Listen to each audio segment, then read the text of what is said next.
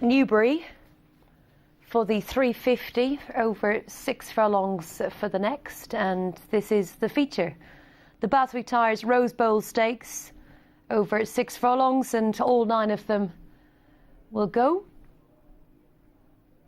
And we should have some runners and riders bring up to date. It's a quality affair. And looking to the top end, another bat, Kieran Schumacher, George Scott, gel mood. We're all about the jelly babies already. Adam Kirby, Marco Botti, Major Pearson, Simmy's Cop Shop, Way of Wisdom, number 5, Charlie Appleby and William Buick. Number 6 is Listen Alexander, on the back of victory for David Evans. Charles Bishop on board, Looks a Million, Jim Crowley, Joseph Tweet and Madeline, Sylvester Sousa, Roger Varian, down in grey, back to listed level today. Ran at Royal Ascot last time, and Natural Indeed looking to reverse that form with Oisin Murphy and Richard Hannon. So we'll be getting across to Newbury. Once again, remind you that racing has unfortunately, sadly been abandoned, and hopefully that gentleman down at the start makes a recovery. Let's go back and rejoin Tom. He was favourite for that race and didn't win. But she's also got form with Card Sharp, having run with Card Sharp at Ascot, and Card Sharp, of course, has franked that form with the win in the July Stakes the other day. So she's got strong form from earlier in the season, although the Yarmouth run was a bit of a throw-out because it wasn't a proper race. And she was beaten by Alba Power. Did Alba Power run in the July Stakes? I'm trying to go off the top of my head here. I think he has run since. I think he finished in mid-5th, I think he finished. Yeah, definitely running Group Company. I think it was that day. Anyway, they've been beaten by a couple of horses that have gone on and tried to make their presence felt in Group Company, but it could be a decent bit of form going into this. That is another bat just going past us. George Scott, the trainer, and Kieran Schumacher, the rider. Just actually on those two, as far as young trainer and young jockey going forward, they've made a pretty much immediate impact and having very good seasons. Indeed. I mean, Kieran Schumacher's lost his claim now, so it's a difficult time for him, but he's already in the groove, already started to ride more winners. Seems to be a really good judge of pace. Yes. So he's versatile. He's not a from the front jockey, or he's not a hold-up jockey. He can do it all the ways. And his confidence, just look from the outside looking in, seems to be sky high after the win in the Hunt Cup. I think he's really been riding well, and the treble at Epsom last week showcased his talents. He was brilliant on those horses at Epsom. Ordinary races. This isn't an ordinary race. This is a listed race, and it'll be interesting to see how Kieran carries on, because he'd improved quickly.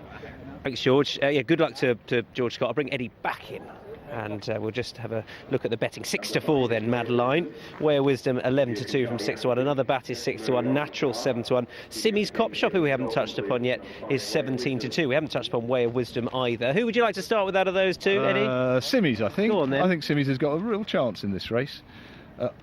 I think Connections were a bit disappointed from what I picked up on him last week when he ran at Dover. I think they were disappointed he got beat. He got beaten in narrowly. I think that's I'm half guessing with the form, but it was on half guessing with the form, but I think it's good enough to give him a shout in this company. The gelding in the form of another bat for good measure. And we just got a couple more to go forward. Looks a Million has gone forward, and we're going to see Gel Mood go forward for the second attempt.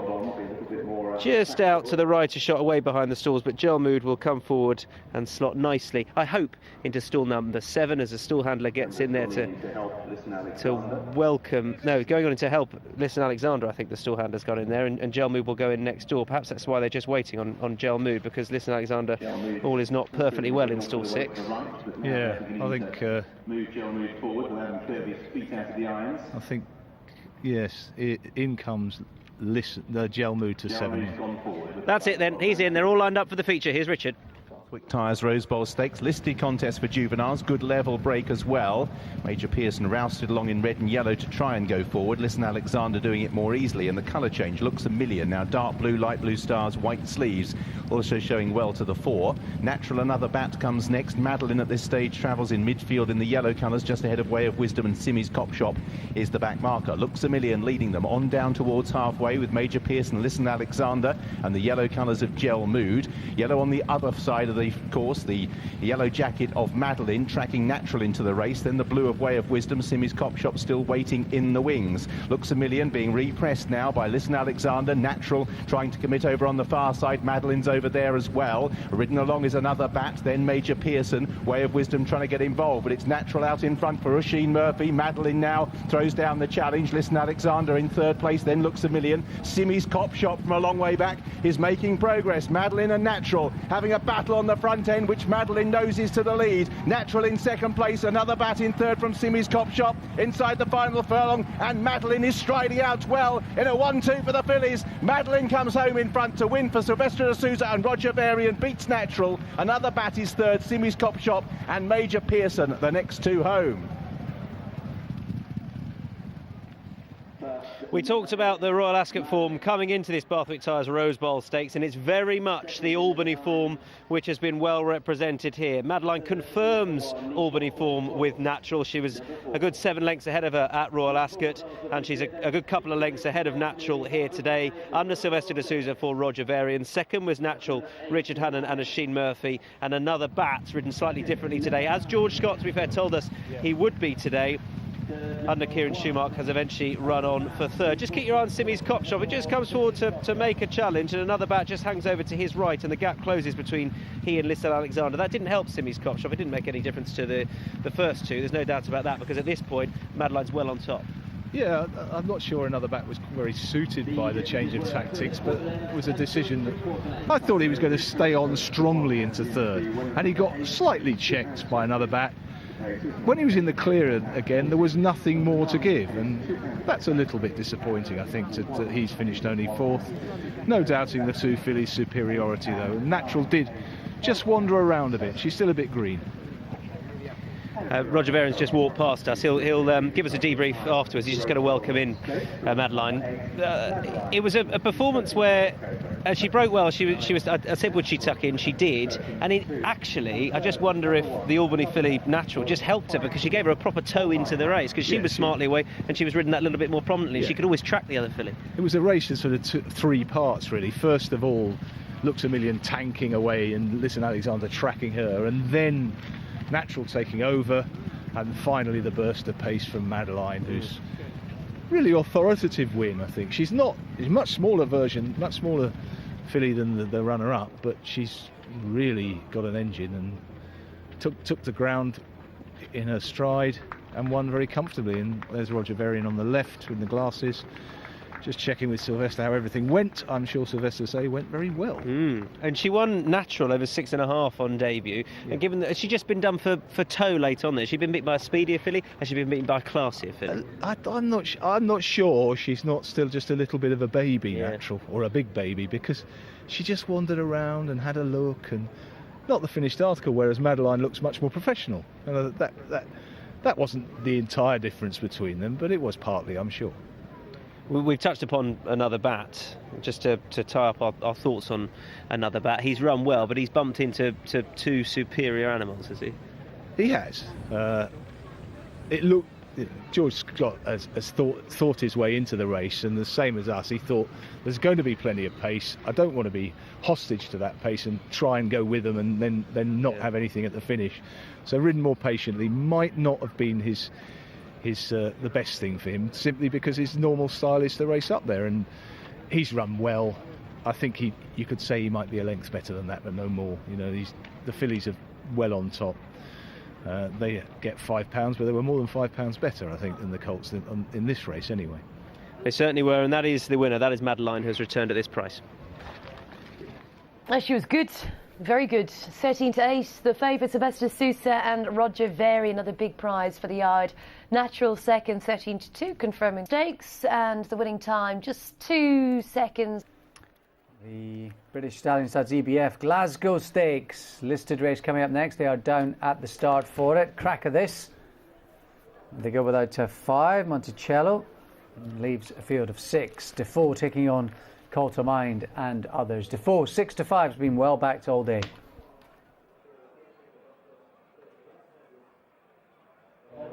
Looking forward to this listed Glasgow Stakes. Some good horses have won this down through the years, and your eyes get drawn to the 2014 winner, James Postponed, who runs in the same colours here as this well-backed favourite. Yeah, definitely Defoe. This race has been the plan for a little while, I think, after he won the London Gold Cup at Newbury, which is always a very, very strong 3-odd handicap. He followed up at York, can't be doing the bare minimum to do enough.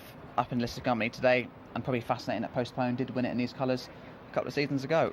He's a horse that looks progressive. That's the obvious step to get into listed, and an upper furlong as well wouldn't be a problem. Yeah, I wouldn't be concerned with that. It was very, very soft ground at Newbury when he won that kind of ride, like a mile and 3 race. The slight concern would be, obviously, it's a bit of a quicker surface today. He won his maiden at Fosslas on very, very soft ground.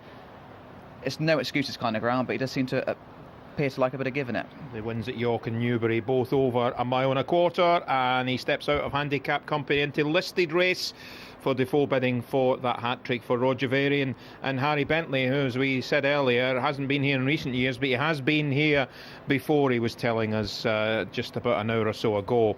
The second favourite, Call to Mind, the royal colours here carried by the William Haggis trained Galileo. Paul Hannigan on board, coming back in grade, so to speak, third in listed company at Newmarket a couple of runs ago, but sixth in the Group 2 King Edward II, King Edward the 7 stakes at Royal Ascot. Yeah, I really liked him in the paddock, actually. Real nice sort, as you'd imagine, a son of Galileo out of one of the Queen's Mare's memory. Gone quite a long way in a short space of time. Won his maiden at Newbury very, very nicely when I think the Majesty was actually present. Straight into a listed race in third at Newmarket, a decent effort, and obviously up into Group 2 company at Royal Ascot, where Francus was back in 8th on that occasion. 4th start today, so he's only going to keep on improving. Probably has a higher standard of form, I think, than Defoe. Defoe's unexpected, don't really know what he can achieve, because I think he's just done the bare minimum, especially last time at York. But the prices probably shouldn't be as big between the two of them. I think Call to Mind should be much closer in the market. Francus made a winning debut at Haydock last season, then won a Group 3 race. He's not been so good this season. I was speaking to Mark Johnson yesterday after he's a winner here, and they've gone for blinkers first time tonight. Yeah, he's got the blinkers on. He's very, very tough, isn't he? He's got a lot of racing. And he actually ran against the older horses last time when he finished in 4th. I think that was a good effort. He was 2 places behind Call to Mind at Royal Ascot, and the blinkers need to certainly spark a bit of improvement to reverse the form, but he's a decent type in his own right. Urim Nightmare's been a good, consistent type of filly this season, but has a bit to find at the terms tonight. Yeah, Keith Dalglish had a good evening, a double in the card, but only rated 87. Only ran 6 days ago at Ascot when seemed to struggle in a competitive handicap, which is a big step up in grade. And finally, another first-time blinkered horse, Fierce Impact. Yeah, looked nice enough in the paddock. I think the blinkers have revved it up. Good effort when second at Goodwood, beating Raheem House, but does need to improve on that very poor run at Royal Ascot. Still to load. It looks as if Call to Mind might be last. It is the 2017 renewal of the Glasgow Stakes, listed over 1.3 miles, and the man with the best view of the start in the whole course is our commentator, Gareth Topham. Thank you, Gordon. Last couple heading forward. Twin Star is in, and Call to Mind will complete the set.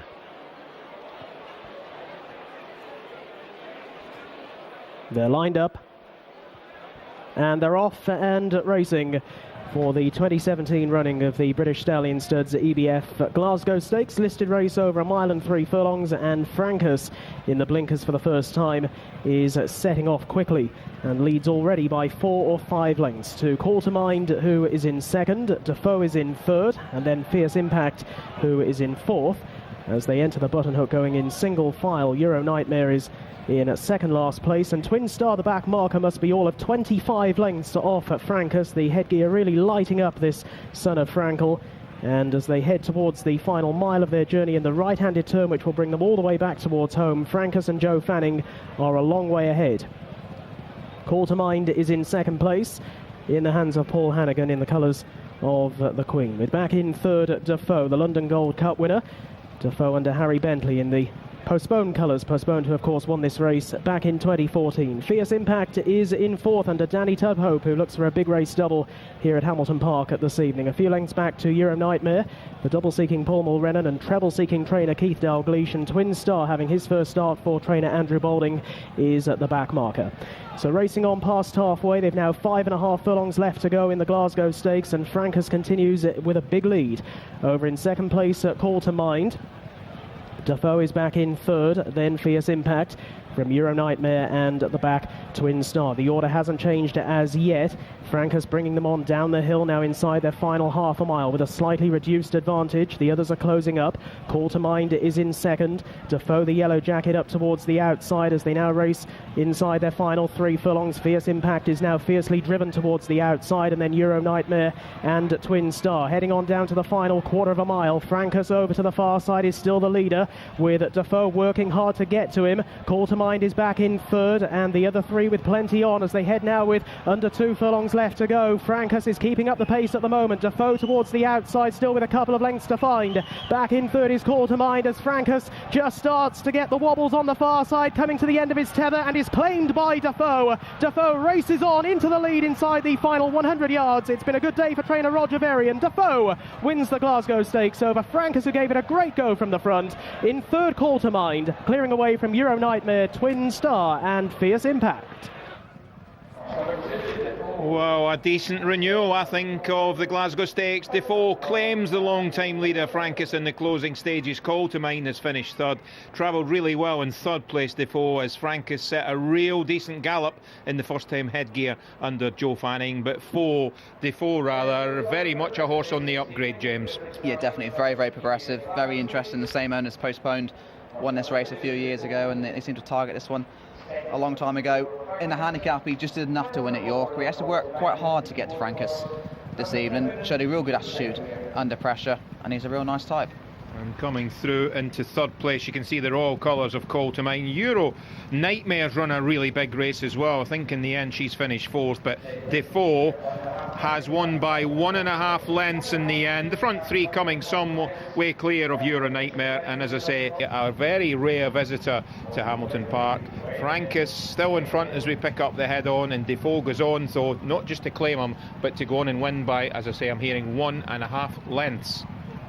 Just real nice success, wasn't it? And I'll say some nice big 3-odd races at the end of the season for him. A quick word on the Queen's Call to Mind in third. Probably a little bit disappointing. Obviously, Frankus has reversed the form at Royal Ascot. Was better placed, arguably, than Defoe. Just a little bit disappointing, not progressing perhaps quite as William Haggas would like. As you were saying, Steedo, money all day for this Defoe, and a lot of the punters here tonight, well, they'll be collecting as we speak. Yeah, Defoe converts. And plenty of people happy about that, because that horse has been well backed over the last 24 hours. 5-4 favourite. Frankus was second at 5-1, and Call to Mind back in third. He's just a galloper. He wants a trip, that horse. That's what he wants. Time 2:19.17 under standards.